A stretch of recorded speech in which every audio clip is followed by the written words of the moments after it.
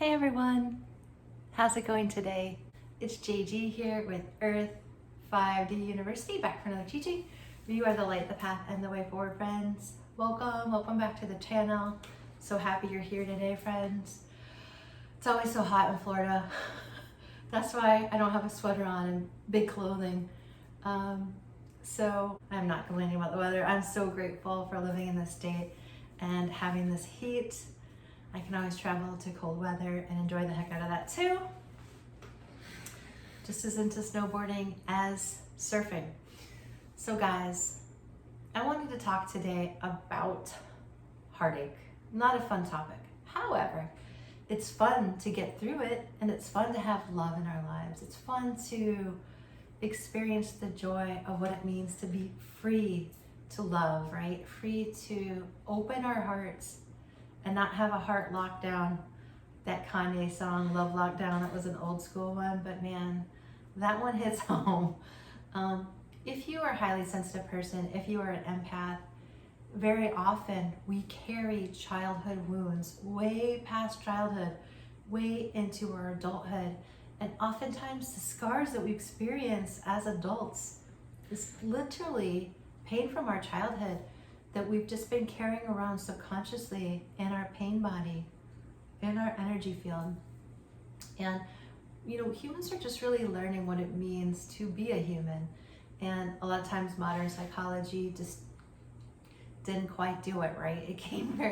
It just touched on the corner of what it is to be human. And there's just so much more, okay? So energy is everything. And energy does not stay contained in a certain moment of space and time. Energy flows through all space, time, and consciousness. And so that's why sometimes we're impacted literally from our past lives. But those past lives theoretically are not in the past. And I'm not gonna do a whole physics explanation, but what scientists are finding is that all things are happening at once.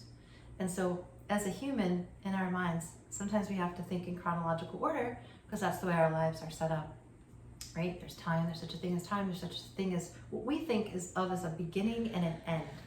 And so what we need to start to sort of wrap our heads around is that the energy that we experience throughout our lives, if not addressed, will come with us.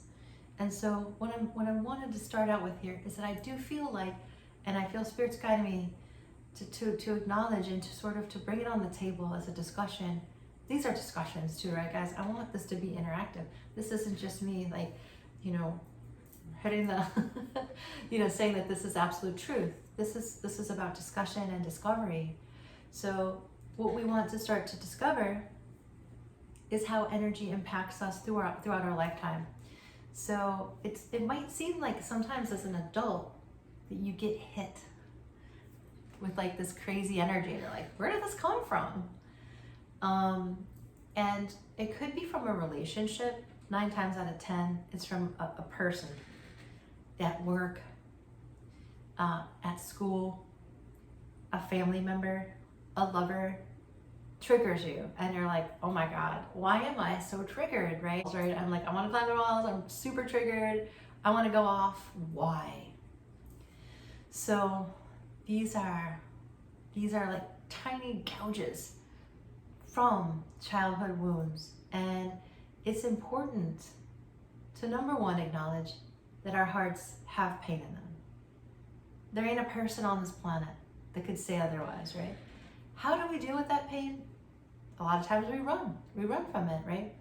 We pretend, we run, we get involved in a 4-letter word that starts with a P, we get involved with exercising and like just not even thinking or feeling, or just over exercising, overdoing. In college, I used to run like 12 to 16 miles a night. Why? Because I was running to feel good, to stable myself so I didn't have to feel a lot of those painful feelings that I wasn't ready to cope with as a young person in my 20s. So oftentimes it's age. You hit a certain age and you're like, okay, the universe is like, let's deal with this now. And you're like, no, let's not. But it helps us to deal with it, right? It helps us to move along.com. I always said move along.com, to move to something better, something more healed and more whole for you. So number one is to acknowledge, yes, we have childhood wounds. Yes, they do impact our adult lives. They impact our adult relationships in the sense that we feel very triggered, right? The other piece is that oftentimes we want to look towards the past and be like, those mother blah, blah, blah, blah, blah, or that, you know what, and use those expletives. But like pain isn't going to be relieved from you by blaming another person. Pain isn't going to go away by hating on or extremely disliking someone for what they did to you. And as a parent of a 21-year-old son, and I have 2 little girls that are, one's in the single digits, one just moved into the double digits. So these are young people. So I have a lot of experience with children of different ages. I can tell you that the things that I did as a parent that they blame me for, which my son has blamed me for, I don't blame him. And we went, no pun intended, we went through a whole, we've gone through years of working through childhood wounds. I doubt we're done, right? Of things that I did inadvertently that hurt him. And I wanted to take responsibility for it. I didn't want to run from it. I wanted to acknowledge feelings so we could process them and like heal and move forward. So blaming isn't always great. Addressing can help, right? Addressing. And even though he blamed me, he was 16. So how could I have at the time, how could I expect a 16-year-old to understand those complicated feelings? And so the reason why I bring this up is because a lot of us harbor a lot of resentment and anger that's just below the surface that we're not exactly wanting to acknowledge. So just be aware that the blame game and like hating or disliking someone only hurts you. A wise person once said that hate is like poison and it destroys the vessel that it's in and does very little to hurt the other person. So when we acknowledge, yes, we had childhood pain, yes, sometimes it comes up in a random way and we don't understand because as a child or young adult, we didn't have the tools to deal with it. So as an adult, we are forced to, based on wanting to have intimacy and love with others in a relationship that's beautiful. However you define that for you, it's very much your position. But whatever you want out of life, right? Most of us want that sense of intimacy and love. We deserve that kind of divine union and that partnership. Our heart yearns for it. And the more we run from it, the more pain it causes. So to acknowledge that, yes, I have heartache. Yes, where did this come from? Probably childhood. Do I have to blame the person that caused it? No. Do I have to honor that it's there? Yes. And then the third part is just being gentle with yourself and protecting your heart. Now, I'm not saying build walls, okay? Protecting your heart by building walls isolates you. I once had a spiritual teacher of mine when I was about 18 say, you know, Jen, no one ever died of loneliness. And I was like, well, I don't know if that's true because we can build now as an adult that, because I used to feel lonely. I was such a different type of person. Like, I've been on this spiritual journey for so long and I just didn't have a lot of peers, and the peers that tended to show up that was similar to me were like very religious, and that was like definitely not comfortable for me either.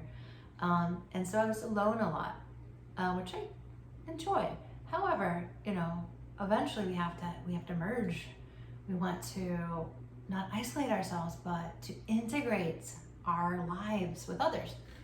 You're here for a reason. We're not here to reject their. I say this a lot. We are here to integrate into it. So when it comes to love, right, there's going to be a time where you want to integrate to experience others and the divinity and love that we can have and tap into when we're open, when we don't build walls, right? And when we allow ourselves to protect ourselves in healthy ways. So healthy boundaries, right? What is a healthy boundary? A healthy boundary is when you feel like you have integrity, like you can live with yourself, making that decision that you don't want to escape yourself and run from yourself or have like 5 drinks or have to go run and work out to feel normal again. Like when we compromise ourselves, we feel pretty icky. So that's a technical word, just joking. So icky meaning we feel depleted, We feel like we need to go take a shower or go do something to escape, you know, what just went down energetically. So even the most normal situations, like quote unquote, like going on a date, or, you know, going to interact at a party with people that you are not liking, that you're not jiving with, that's going against your boundaries, and that compromises you.